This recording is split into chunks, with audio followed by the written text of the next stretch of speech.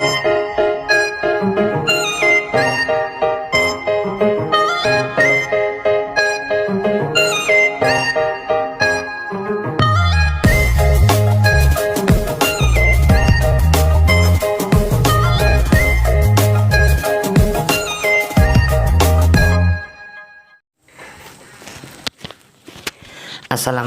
warahmatullahi wabarakatuh.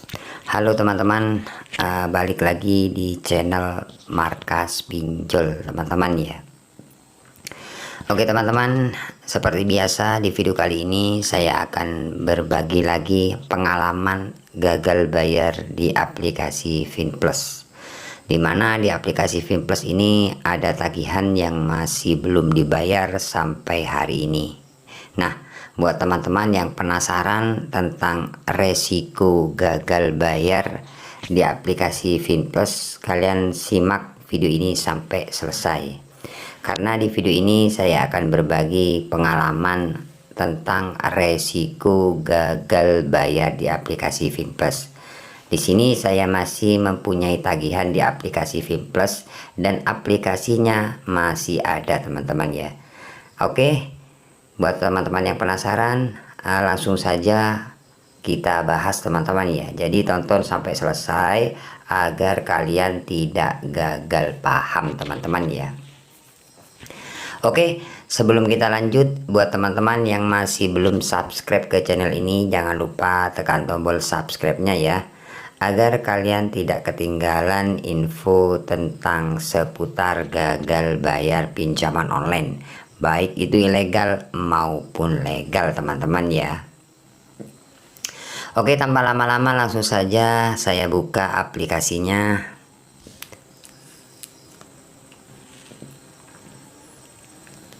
Oke teman-teman, nah di sini teman-teman ya.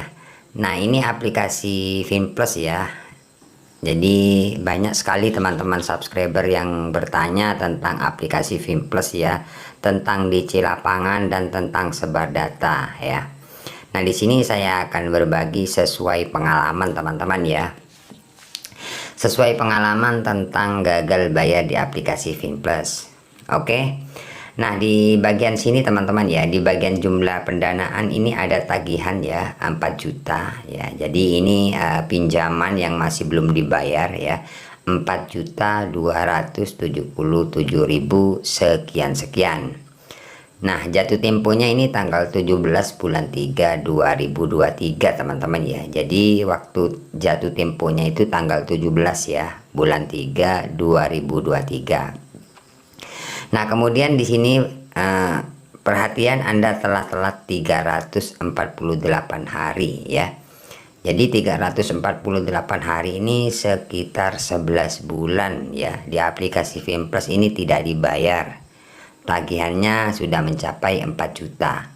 Jadi untuk tagihan 4 juta ini sudah stop teman-teman ya, sudah stop waktu telat 3 bulan ya, kurang lebih seperti itu. Kalau sekarang ini masih menambah nggak Bang? Misalkan tagihannya atau bunganya ini masih tetap berjalan apa enggak? Nah ini sudah stop ya, sudah stop di 4.200.000 ya.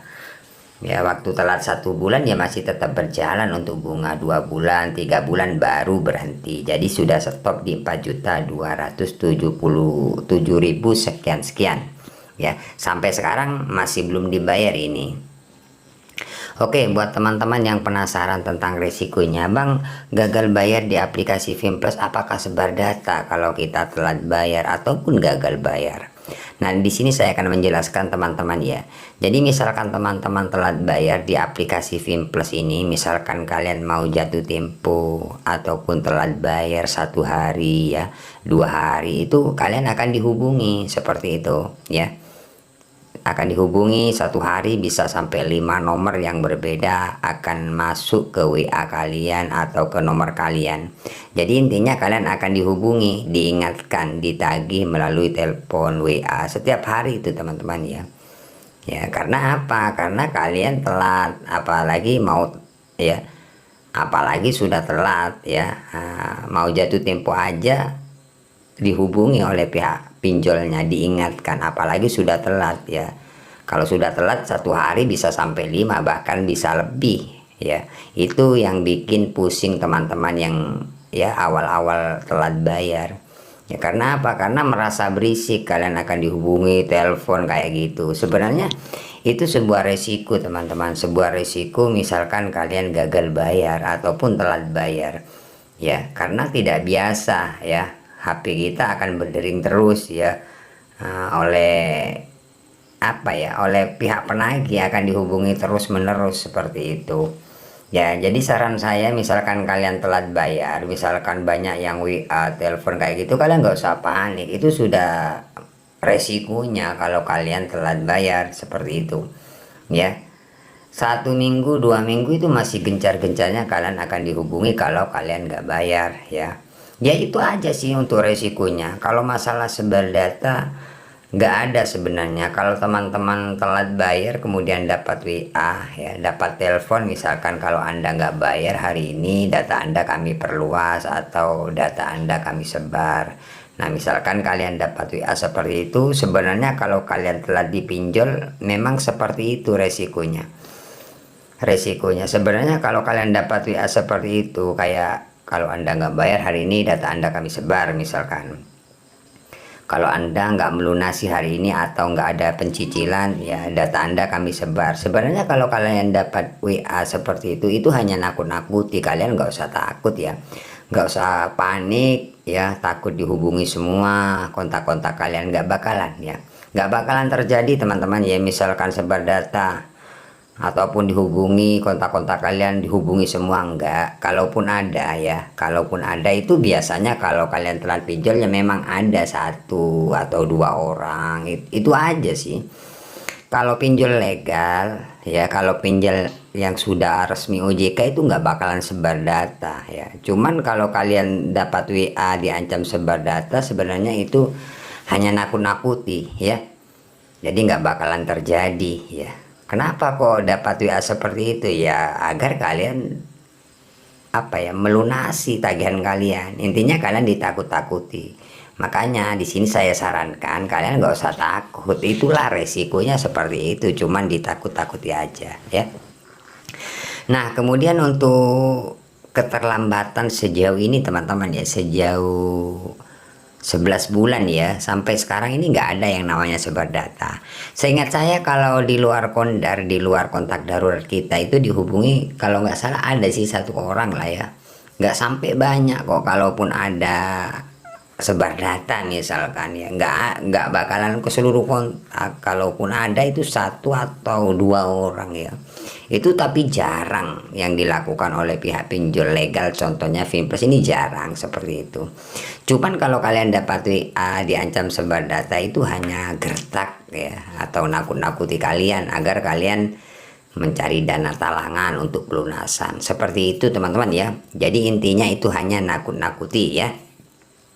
Nah kemudian untuk DC lapangan ya, jadi DC lapangan, Bang daerah saya ada nggak DC lapangan? Bang daerah saya untuk Finplus ini teman-teman sebenarnya nggak ada DC lapangan ya, meskipun di tahun 2024 ini nggak ada ya, nggak ada DC lapangan yang datang ke rumah. Misalkan kalian gagal sudah 1 bulan 2 bulan itu nggak bakalan ada, karena aplikasi ini nggak ada DC lapangan ya. Ini aja sudah 11 bulan nggak ada DC yang datang ke rumah, nggak ada. Abang daerah mana ini aplikasinya? Nah untuk aplikasinya ini posisinya ini daerah Jawa Tengah teman-teman ya. Daerah Jawa Tengah sampai sekarang ini nggak ada DC yang datang ke rumah ya. Kalaupun teman-teman telah bayar kemudian dapat surat lah misalkan dari WA ataupun dapat WA ya, dapat WA atau pesan bahwasanya tim kolektor ada kunjungan ke rumah Anda saat ini atau besok kayak gitu, hari ini ada kunjungan kayak gitu, sebenarnya itu nakut-nakuti juga ya. Ya resiko gagal bayar di pinjaman online ya seperti itu, kalian akan diteror dengan cara-cara seperti itu ya. Karena apa? Karena pinjaman online gitu loh ya, pasti di WA, di telepon. Kalau kalian memang tidak mampu menghadapi WA atau teror dari pihak penagih, kalian cukup ganti nomor, itu aja sih ya. Kalau saya pribadi nggak pernah panik sebenarnya teman-teman, karena saya sudah tahu kalau kita gagal bayar ataupun telat bayar sudah pasti itu diteror kayak gitu.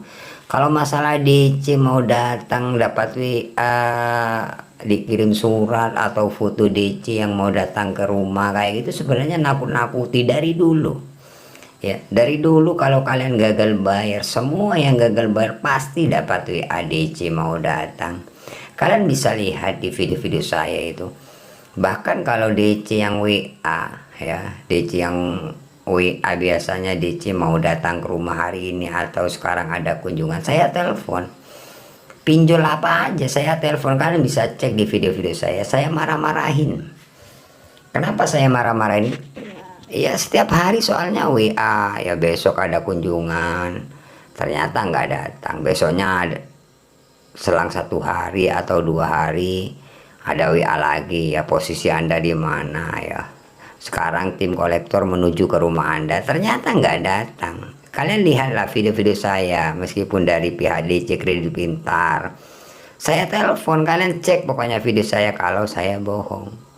Karena setiap hari dapat WA DC mau datang ya. Besoknya lagi selang 2 hari ada lagi. Ternyata nggak datang-datang, itu hanya nakut-nakuti. Makanya sering saya bilang buat teman-teman, kalau kalian gagal bayar di pinjaman online, kalian cukup kuatin mental, itu aja sih. Mental kalian harus kuat. Kalau kalian nggak kuat mental, kalian ganti nomor, itu aja ya. Nah, cuman resikonya kalau kalian gagal bayar di pinjaman online legal, biasanya BI checking, itu aja sih. Ya jangan kalian diteror gitu sudah panik ya. Dapat WA kayak gitu sudah takut, gak usah ya. Kenapa? Ya cuman diteror itu aja. Pinjol taunya ya cuman neror. Semakin kalian takut, semakin ditakut-takuti ya. Banyak teman-teman yang nggak henti-henti diteror. Karena apa? Karena dapat WA kemudian diblokir. Ada yang nelpon diblokir. Nah, kalian ketahuan kalau kalian sudah takut dan panik. Akhirnya dari pihak penagih semakin meneror, mengganti nomor, ganti pakai nomor lagi, kalian diteror terus menerus seperti itu. Jadi intinya kuatin mental aja ya. Kalau masalah DC sebar data itu aman, tergantung kalian aja sih. Untuk pengalaman saya pribadi untuk DC lapangan sampai sekarang ini aman, meskipun teman-teman yang bertanya, bang daerah Jawa Barat, Jawa Tengah, Jawa Timur aman ya. Aman untuk Finplus ini, tidak ada DC lapangan, kemudian sebar data pun nggak ada ya. Kalaupun ada sebar data, kalaupun ada ini ya 1 orang atau 2 orang itu kalaupun ada, tapi nggak bakalan ya. Jadi seperti itulah resiko gagal bayar di aplikasi Finplus teman-teman ya. Oke, terima kasih, semoga video ini bermanfaat. Tunggu video-video selanjutnya dari channel Markas Pinjol. Saya akhiri untuk video kali ini. Assalamualaikum warahmatullahi wabarakatuh.